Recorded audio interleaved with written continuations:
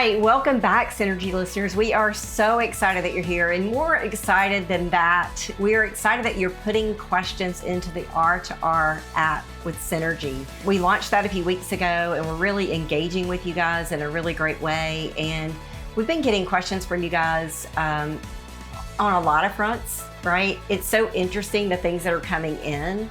And we want to honor those questions. So hang with us today. We may bounce around quite a bit because we're hitting these questions from every possible angle. But what I will say is, prevention is not optional.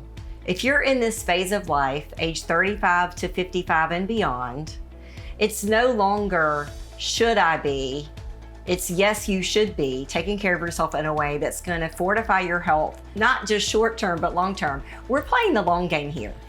We want to feel well, we want to age well, not just for the short term, but for the long term. So Lori and I are going to be bouncing this around today. Yes. And I'm going to say exactly, Kelly, because this is the time to stop thinking. I'll deal with it when it happens and start thinking, I'm going to make sure that this doesn't happen. So today we're going to have a little bit of fun with answering some of those questions and seeing where it takes us. So hang on. Yeah. So Lori, what are the questions? Which question do you want to start with? Well, give me an easy one, right? So give me an easy one, Kel. So this is one that we hear a lot. And we're hearing it on the app, but I'm also hearing it clinically every day is, I used to be able to handle stress well. I could roll with pretty much anything. And now I feel so dysregulated. I get hit with a stressor and it not only knocks me down and off my game, and I may respond in a way that's just not very helpful, but it also makes me feel fatigued for a few days after. Like, what's up with that? Yeah. So I get that question a lot in the clinic too. And it's really interesting that this isn't just happening with our ladies that have been on a health journey for a while. These are oftentimes those that have they might be new to the journey or they've been on it for a while. And a lot of times what I'll say to them is, listen, let's go back to the basics foundationally. What are you doing in respect to what are you eating? What are you drinking? How are you sleeping, moving, and thinking?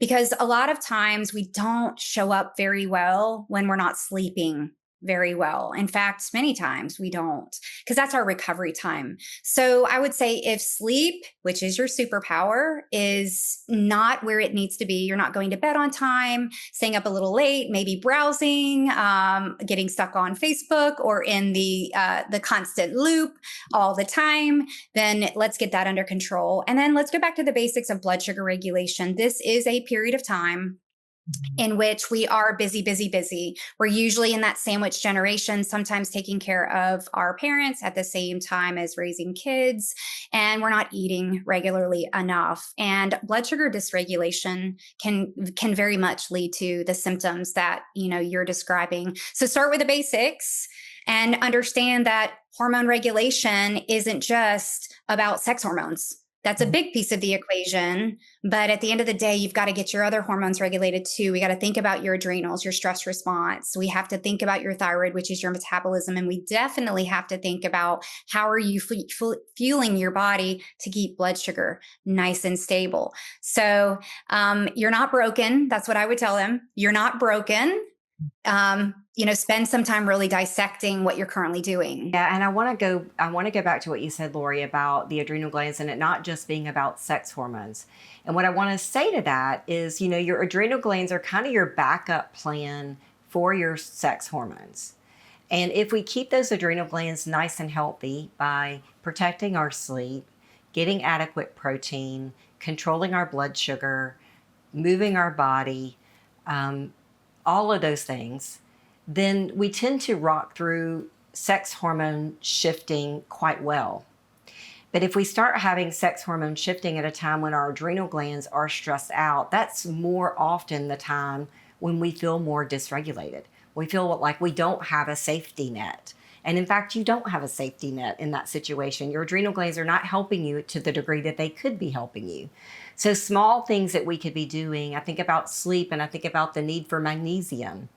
A lot of us are magnesium depleted. It's one of the most common nutrient deficiencies that we'll encounter for both men and women, but especially for women. And it's such an important nutrient for hormone balance and specifically for sleep. So sometimes just adding a little magnesium at bedtime can go a long way of helping us not only get to sleep, but stay asleep. Lori, what would you say? What are some other tips that we could do to help protect the adrenals, kind of rebuild that safety net, so to speak, of adrenal reserves? Well, I want to highlight magnesium because I agree with you. And there are multiple different types of magnesium. And we get that question a lot is there a specific type? And, mag 3 and 8 crosses the blood brain barrier, which for some people just settles the brain because sometimes our brain's going a million miles an hour. It's working in our sleep. And more of that total body magnesium support would be like a magglycinate.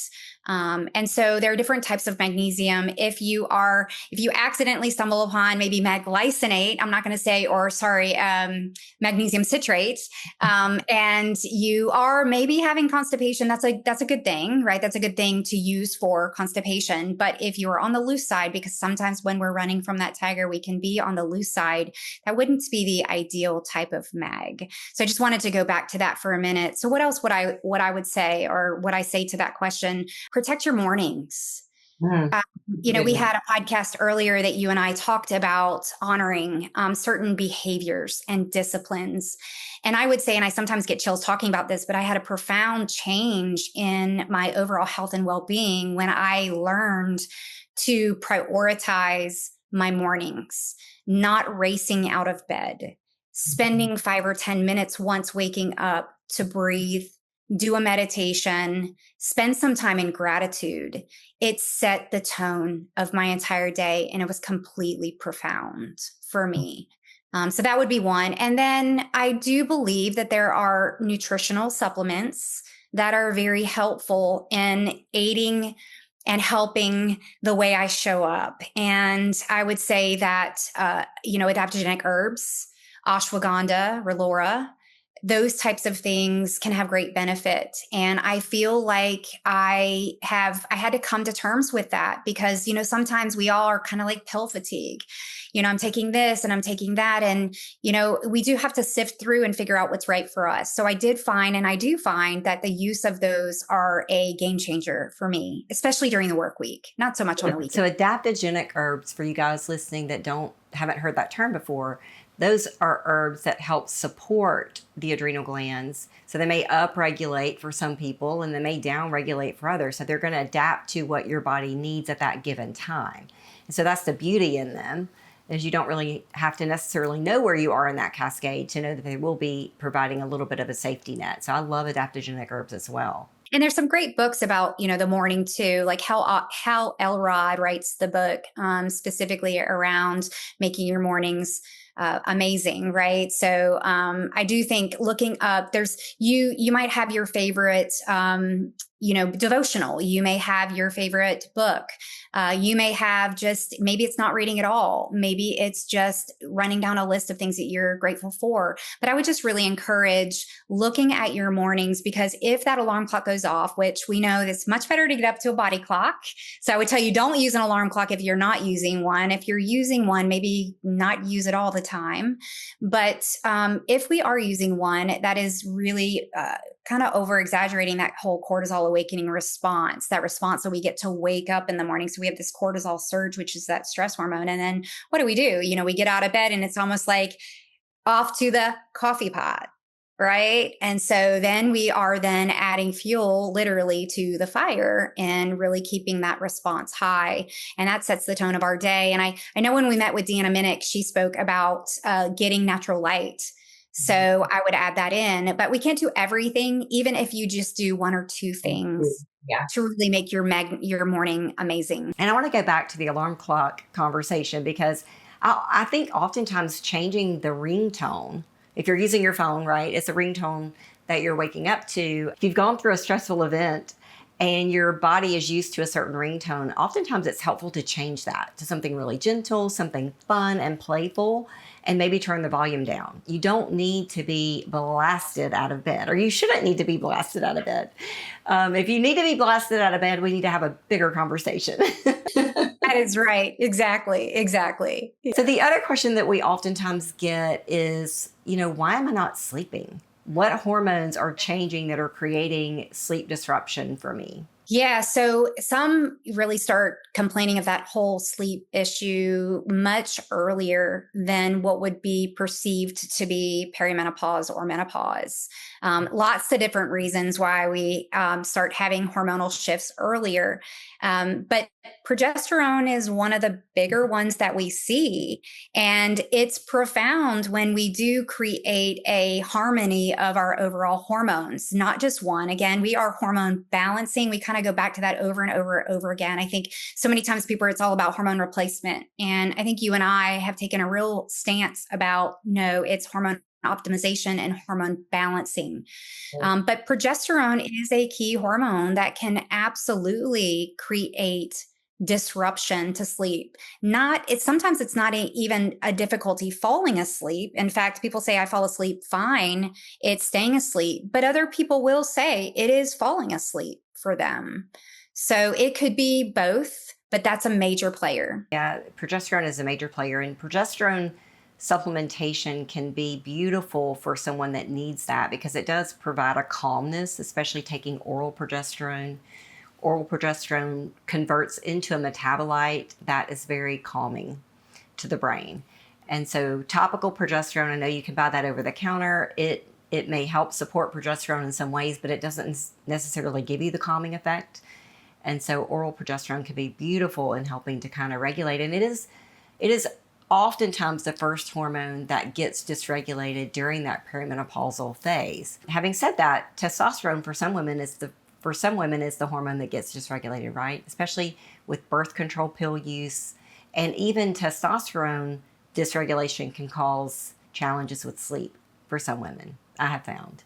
That's right. That's right. And we would be remiss not to talk about melatonin in relationship to cortisol, right? So if we are, and this is something I hear a lot, I fall asleep on the couch. I'm so tired. Then I wake up and I walk myself to the bedroom and then I just can't go to sleep. What is that about? And you're getting a second wind. So you're getting a cortisol surge again. And when cortisol goes up, melatonin is low, and we need melatonin for healing and repairing. And so really honoring that bedtime routine, to utilize that honoring of that to balance those hormones that are necessary to not only fall asleep, stay asleep, and recover and heal while you are sleeping. Yeah, so they say your bedtime routine starts in the morning. So I loved what you said earlier about getting up and, if possible, getting outside and getting some sunlight exposure to the retina early in the day, because that primes the pineal gland to actually make melatonin. And then at nighttime, lights out, cold and dark is what helps you release melatonin. So cold is 68 degrees or colder, according to research. And so, put on the sweatshirt if you need to to get the temperature down. And then completely dark, no cell phone lights, no night lights, right? Any hint of light to the retina will disturb melatonin production for many people. And so really figuring out, what does that bedroom need to look like? What do I need to be doing activity-wise before bed? And I find so many people are out at night with kids, all the activities that are happening, ball games and things like that. And so you're rushed to get home, get yourself together and get in the bed. But as much as you can, set up that bedtime routine in a way that creates calmness and coolness and comfort. We always talk about the things that should happen in the bedroom. Should that be, a question that we don't really get that question, but we often have to talk about that question, is because I do think we our bedroom can become a workplace. It can become a place where we are having conversations that really should be happening outside of the bedroom. So really honoring the sacredness and the space of the bedroom for the two things you always say. I say the bedroom is for sleep and sex only. Everything else needs to happen outside that bedroom. That bedroom should be your sanctuary for safety and comfort. And if we're doing things like working in the bed, checking our emails while we're laying there, scrolling in the bed, we're just not allowing the sacredness to happen that really should be happening in that bedroom. So That would be my wellness wisdom advice, is get everything else out of that bedroom. Including the Wi-Fi routers and the TV and the animals. Yeah, animals are interesting. They can really disrupt sleep. And so people think it's cute. They've got a puppy and they want to love on that puppy and they want to sleep with that dog. But that dog's going to get old. So it's usually the elderly dogs, right, that we've trained to do that ultimately need to be getting up at night and need to be going out during the night. And we've allowed them to be in the bed. And that's just a hard habit to break once you start having that habit. So I would encourage you to think about the habits that you're setting up for your bedroom in the way of pets that would interfere with sleep, because that's, getting woken up 3 or 4 times a night with a pet is just not helping you. Hey friend, a quick pause from the episode. Lori and I want to make sure that you know about something that we've poured our hearts into. It's called the R2R app, Reset to Resilience, and it's your new go-to for real functional wellness that meets you right where you are. Inside the app, you'll find free monthly resources. There's tools, inspiring content that's designed to help you take your next best step. Not 10 steps ahead, just one. That's how real change happens, one step at a time. And if you're ready for more support, check out our full 40 Days to a Foundation of Wellness program. It's already helped so many women reconnect with their energy, their balance, and their hormones, and they finally feel like themselves again. Plus, we're getting ready to launch brand new monthly subscriptions starting October 2025 that gives you fresh, up-to-date content on the biggest topics in health and direct access to group coaching with us every month. So you're never going to be alone.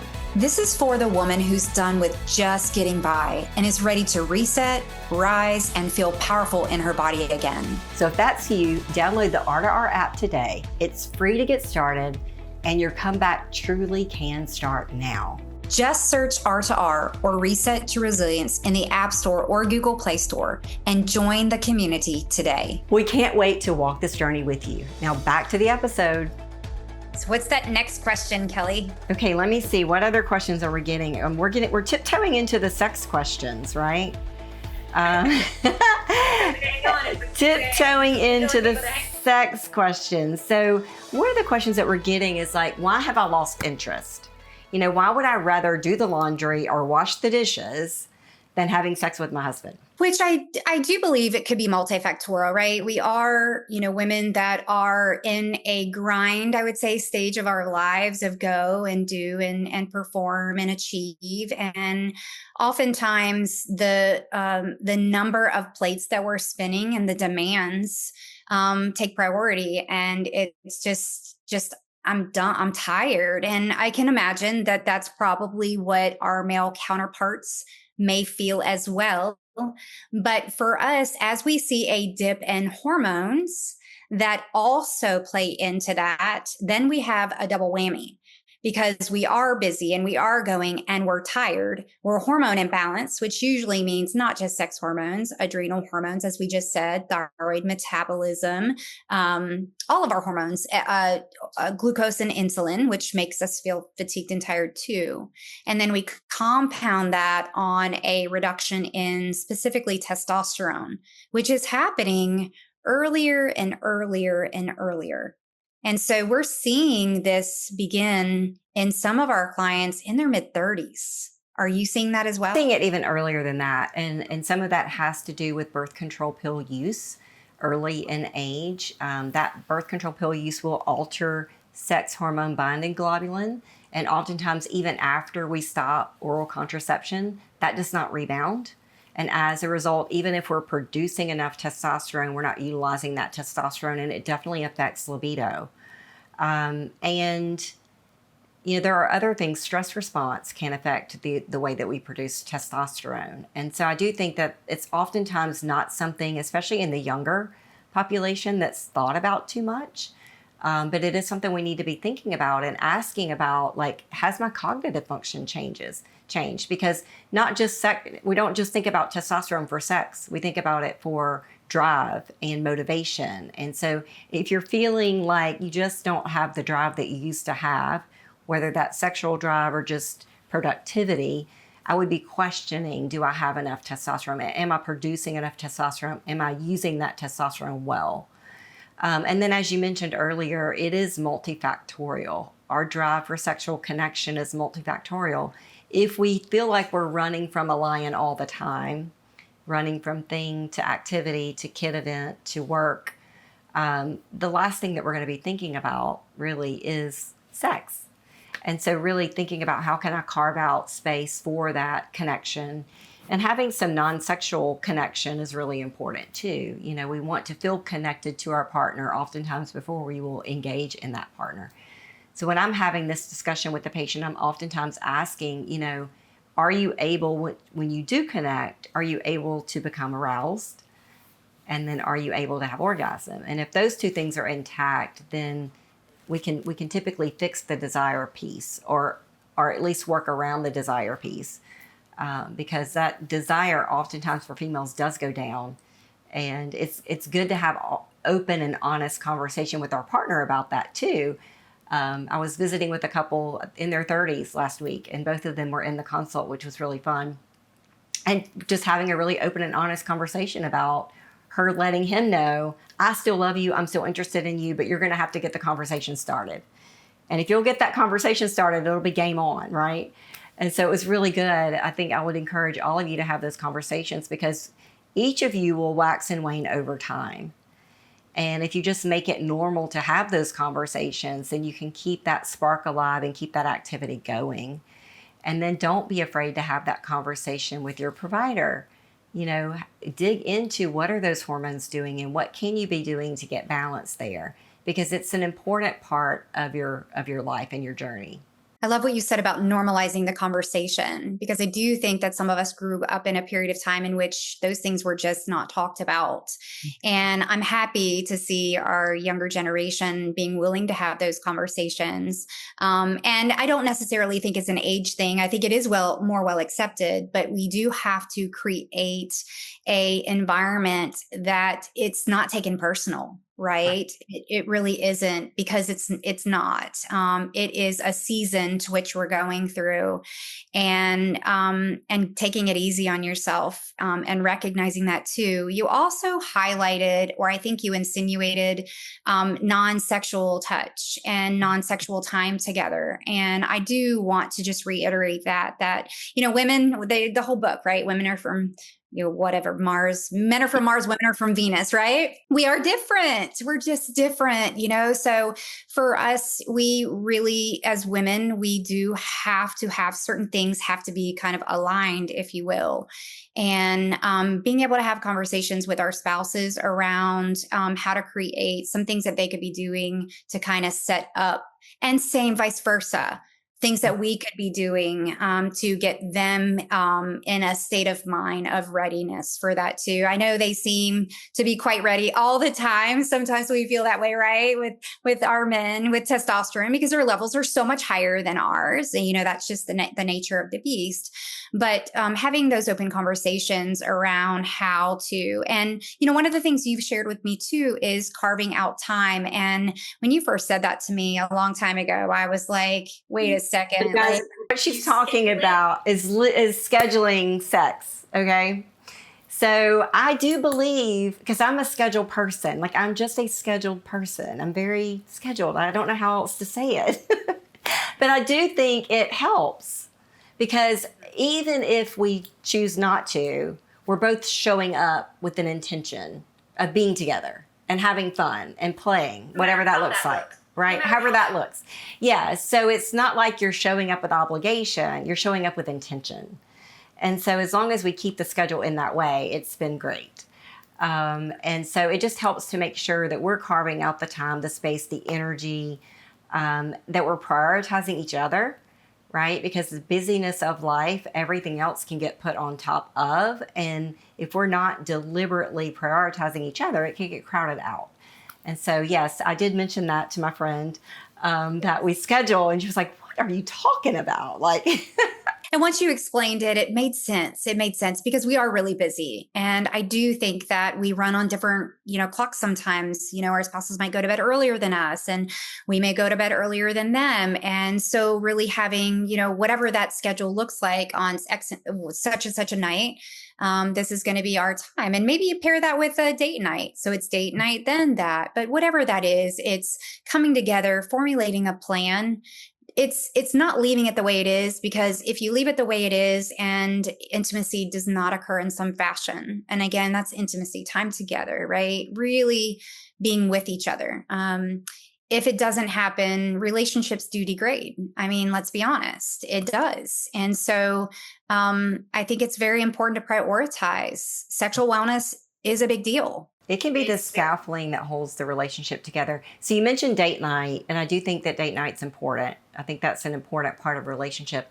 But I did the sexual health certification through A4M a few years ago, and I learned that the worst possible time to have sex was actually Friday night. Really? Because everyone is tired. Everyone has just had a week. And then we try to do things together that may not go as well because we're just still carrying everything from the week with us. So not to discourage anybody having fun anytime, but I thought that was interesting. I wouldn't have thought of that. I would have thought date night, that's the time to make things happen. But I was interested to find out that oftentimes that creates a little bit more stress and a little bit more rub because just of the demands of the week. So just something to be mindful of. Yeah. So a common question I get is it, it's just actually it's a statement. It's just too late for me to start bioidentical hormone replacement therapy. Okay. It's just too late. So what do you tell a person that's sitting there who says, I hear you talking about hormone balance. I hear you talking about sex hormones. I hear you talking about the improvements of creativity and bone density and muscle mass. But why now? Why, number one, why were people not talking about it before? Why weren't my doctors talking about it before? And then number two, isn't it too late? Wouldn't my benefits have happened already? Yeah, I just want to apologize to women at large for the lack of support and the lack of conversation that's been had around hormone replacement therapy. I think we have to start this conversation with the understanding that our definition for menopause is really challenged. We menopause is 1 year without a menstrual cycle, but hormone dysregulation starts 10 years prior to that. And oftentimes women get the message that they don't need to start hormone therapy until they have hit menopause. So that's a magic time, right? Because then we don't know we've even hit menopause till a year later. So it seems kind of arbitrary. And then they get through menopause and they're like, well, I'm done with the hot flashes and night sweats. Why would I want hormone replacement therapy? They've also been taught that they don't need hormone replacement if they're not having vasomotor symptoms. So apologies to you because that's all false information. I don't know how else to say it. So in my mind, sitting here today, looking at the research, it's never too late to start hormone therapy if we have a reason, if we have something that we're trying to achieve and we think hormones are part of that conversation. So it's never too late. I think statistically, we were saying at one point, 5 years after menopause, it becomes a little bit more risky for cardiovascular aging and challenges. But with proper testing and evaluation, I don't think that's a hard number. And so if you are concerned about your brain health, if you are concerned about your bone health, if you are having challenges with vaginal dryness and pelvic floor dysfunction, or if you're wanting to optimize longevity and healthgevity, I would say the conversation needs to be had. It's a very personal conversation. I never convince someone to start hormone replacement therapy. I believe in intuition when it comes to your health and what tools are going to be best for you.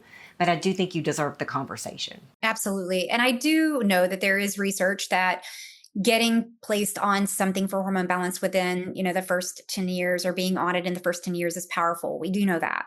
But if we've missed that window of the 10 years, it's not too late. And I like that, what you said about that. And it is personal. It is individualized. But the women that I am seeing in the practice who are seeing muscle wasting, and who are seeing bone degradation, bone density dropping, we know how valuable hormone optimization is in respect to those conditions. And we know how important it is for longevity. So let me just say something. I was just digging into this with my team this past week, and this was something that I didn't realize. But we lose more bone density perimenopausal than we do postmenopausal. There's an accelerated loss that happens in that perimenopausal time frame. And we need to listen up to that because, once we've lost that bone, it's hard to get it back, right? Once we've lost that muscle, it's hard to get it back. We can get some of that muscle back, but it's harder to do. And so really thinking about when do we need to intervene in the way of helping you understand how to keep that muscle mass on and how to protect your bone mass. So I'm going to give you a little bit of a caveat, a little trick to do to kind of test yourself, measuring urinary pH first thing in the morning. So pH strips that you use to measure your pool water, you can buy them on Amazon, you can get them anywhere. Testing yourself first thing in the morning and just seeing, and this is for men and women, are you running acidic? If you're waking up acidic, you're risking bone loss. You're demineralizing to get yourself more alkaline, okay? And so I would encourage you to do that. It's an easy, inexpensive way of looking at bone health in general, and really working toward getting your body in an alkaline state to help be a tool to protect your bone mass. Where bone mass goes, so does brain health.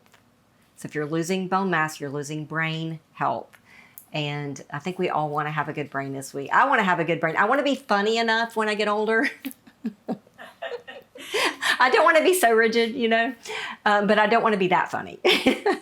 So right, I want to keep my brain. We know that muscle is the organ system of longevity, and we say it's money in the bank. We say that all the time.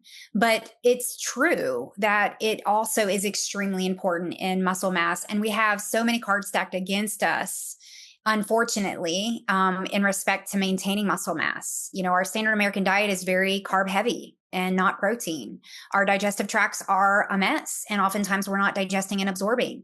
And we're not only not getting enough protein, but we're not digesting and absorbing it very well. So we have a lot of cards stacked against us. And then, to your point, we have lifestyles. When you talk about alkalinity and acidity, we have lifestyles, unfortunately, that are they are imbalanced in respect to pH. And therefore we pull calcium out of the bone to try to balance our pH of our blood and end up having weakened bones. So it's never too late to have a conversation around hormones. You do have to be smart, and it is very important for you to align yourself with qualified healthcare practitioners that I'm just going to say it this way, that are using the right metrics, listening to you, helping you solve the problems that you're looking to solve, but looking through the window of your safety first, and applying these modalities over time, delivering them in the way that's right for you, whether that be a cream or a pellet or a pill form, whatever that is,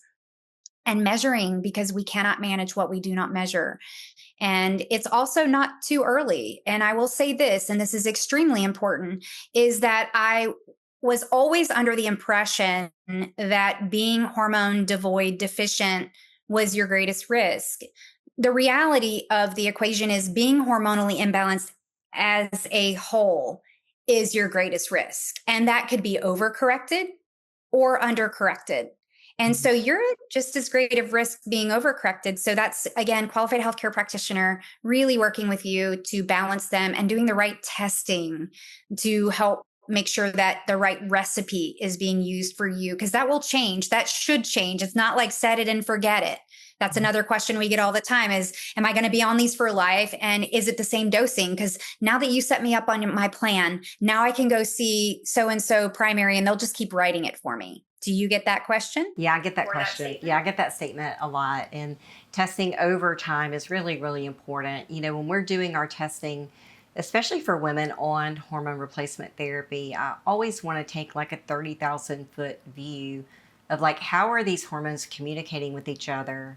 And then what are they doing in your body? And that takes a variety of testing, right? Blood sugar testing, body composition measurements, and then oftentimes Dutch testing, looking at cortisol levels, looking at sex hormones, how they're being metabolized, looking at organic acids for nutrient balance to make sure you have the right nutrients to help keep those hormones balanced, and looking at oxidative stress markers for cancer risk.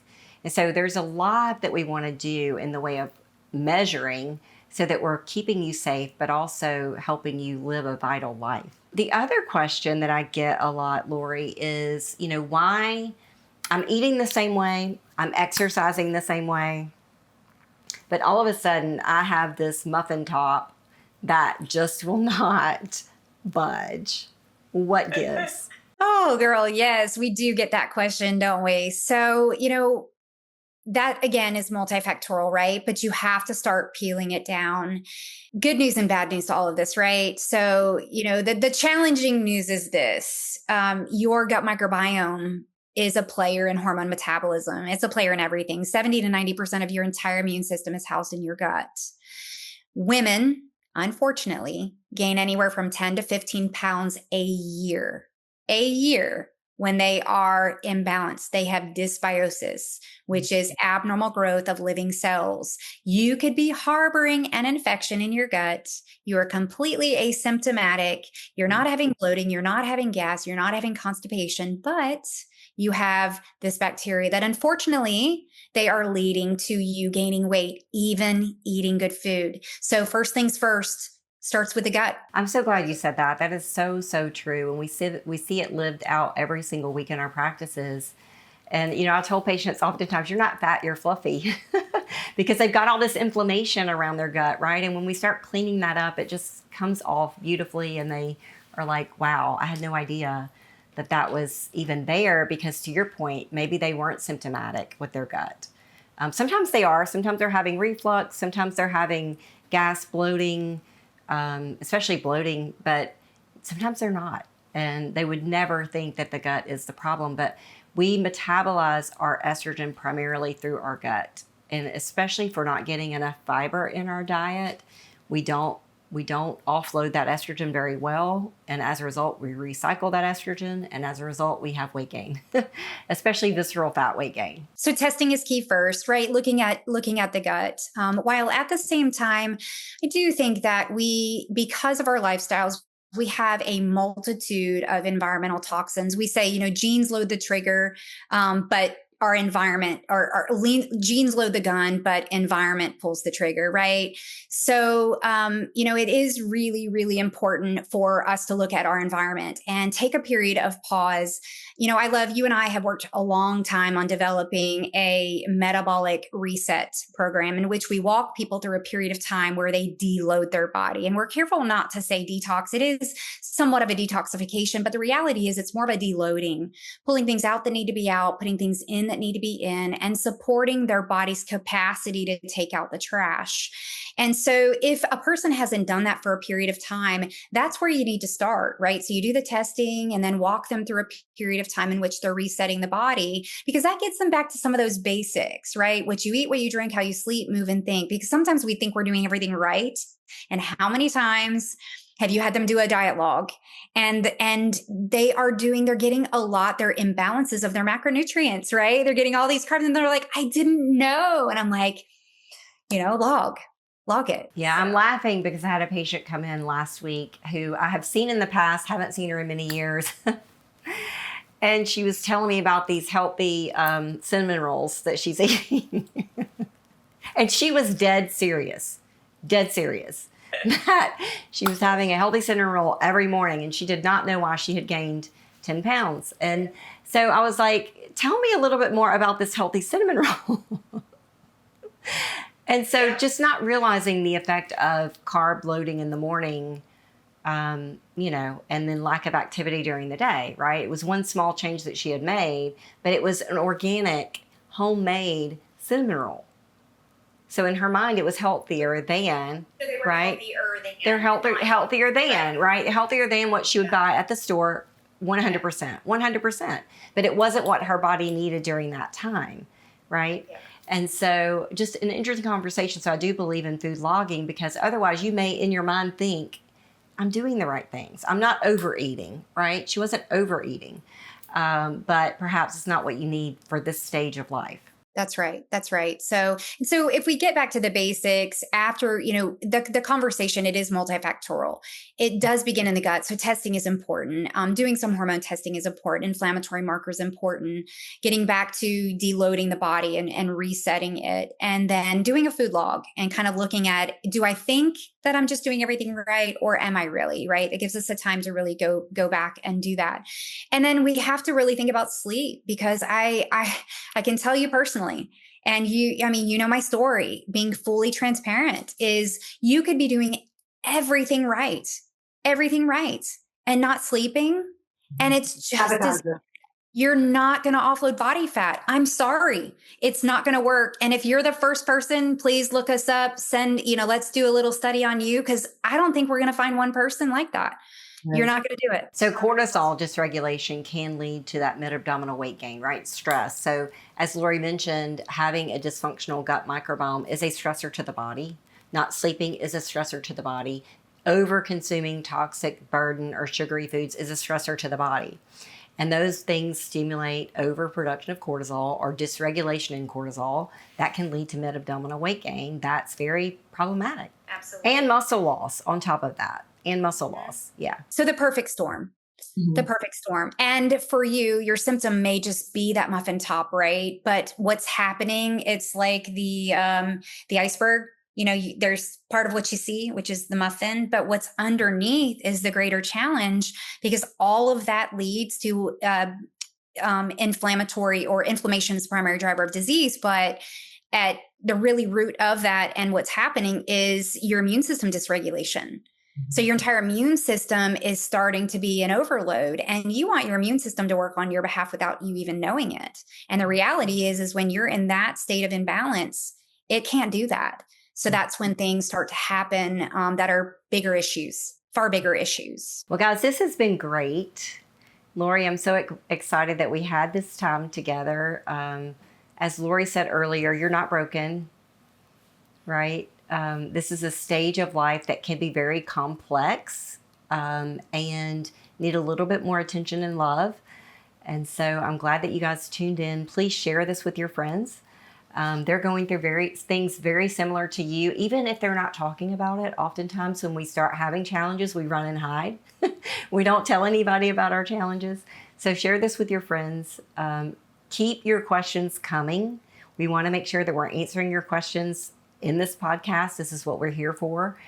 And keep just being wonderful. And it was so awesome to have a day like this, to just have some fun at the same time as address very common things that are happening to women our age, as well as our children and older than us. So as Kelly said, keep the questions coming. You can put them in the chat of the podcast as well, and share our app, R2R, Reset to Resilience. We would love to have you. This is women helping women survive life, and really give you tools, tips, and strategies, real life, from wise women who've been in the trenches for a very long time, working with other clients and patients to overcome these challenges and to live their best life. So join us there. The Synergee podcast is for general informational purposes only and does not constitute the practice of medicine, nursing, or other professional healthcare services, including the giving of medical advice, and no doctor-patient relationship is formed. The content of this podcast is not intended to be a substitute for professional medical advice, diagnosis, or treatment. Users should not disregard or delay in obtaining medical advice for any medical condition they may have, and should seek the assistance of their healthcare professionals for any such conditions.